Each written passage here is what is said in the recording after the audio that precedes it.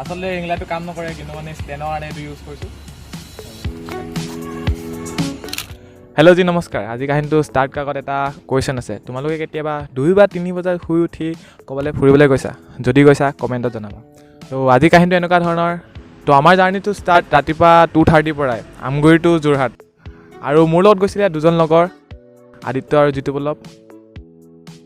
তেনেকৈতো ৰাতিপুৱা ইমান সোনকালে শুই উঠা নহয়, কিন্তু ক'ৰবালৈ যদি ফুৰিবলৈ যোৱা কথা থাকে তেতিয়া মানে যিমানেই ৰাতিপুৱা নহওক মানে শুই উঠা হৈ যায় আৰু।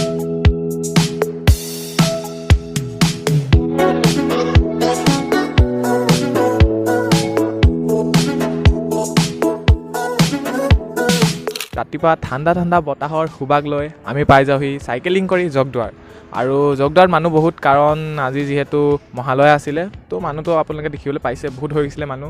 অকল জগদুৱাৰতে নহয়, তিয়ক বহুততে হৈছিলে মানুহ, তিয়ক আমগুৰি চবতে মানুহ হৈছিলে। কিন্তু মানে ইমানখিনি পাৰ্ট শ্বুট নকৰোঁ কাৰণ ৰাতি হৈ আছিলে, তো ইমান ফাইদাও নাই শ্বুট কৰা ভিডিঅ'। প্ৰায় 23 কিলোমিটাৰ অতিক্ৰম কৰি আমি পাই যাওঁহি বাদুলি পুখুৰী। আৰু বাদুলি পুখুৰীতে হয় আমাৰ প্ৰথম চাহৰ ব্ৰেক। একচুৱেলি চাইকেল ৰাইডত চাহ কাপ নহ'লে কিবা চাইকেল ৰাইডটো ইনকমপ্লিট যেন লাগে।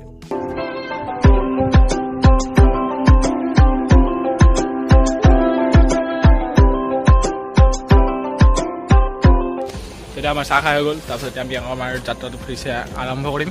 এতিয়া অকণ পোহৰ হৈ গৈছে আৰু এটা ষ্টপ ল'ম, পানী ব্ৰেক। এতিয়া 4টা ব্ৰেক হৈ গ'ল, তাৰপিছত পানী ব্ৰেক ল'ম, তাৰপিছত হাইৱে কিনাৰতে ৰখিলোঁ, জেগাডোখৰ বাদুলি পুখুৰী। চাইকেল লগ কৰা নাই, খালি মই কৰিছিলোঁ। য়েছ, এনেকৈ হ'বলৈ লগ কৰিছে এখন মানে বাদুলি। যদি আকৌ আমাৰ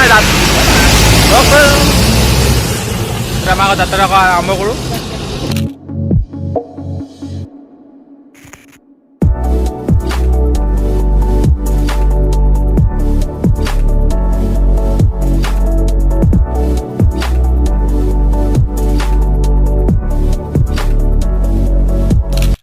আৰু 6 বজাত আমি পাই যাওঁহি আমাৰ ফাইনেল ডেষ্টিনেশ্যন বাবা ৰামদেৱ মন্দিৰ। আৰু লোকেশ্যনটো তোমালোকে গুগল মেপত পাই যাবা, মই ইমান ডিটেইলছ দিব নাযাওঁ। তোমালোকে স্মাৰ্ট আছা মোতকৈ বহুত, তো বিচাৰি ল'বা। মন্দিৰৰ যি পৰিৱেশ বহুত ধুনীয়া, আৰু তাত গৈ বহুত পবিত্ৰতা অনুভৱ হৈছিলে। যদি পাৰা তোমালোকে তাত গৈ এবাৰ সেই পবিত্ৰতা উপভোগ কৰিব পাৰা। আৰু তাৰ ভিউটো মানে নকৈছোঁ আৰু, তোমালোকে এতিয়া দেখিবলৈ পাবা। মই তাত বেছি ভিডিঅ' ক্লিপ নল'লোঁ যদিও তোমালোকৰ কাৰণে এটা চিনেমেটিক লৈছিলোঁ, তো সেইটো চাই লোৱা।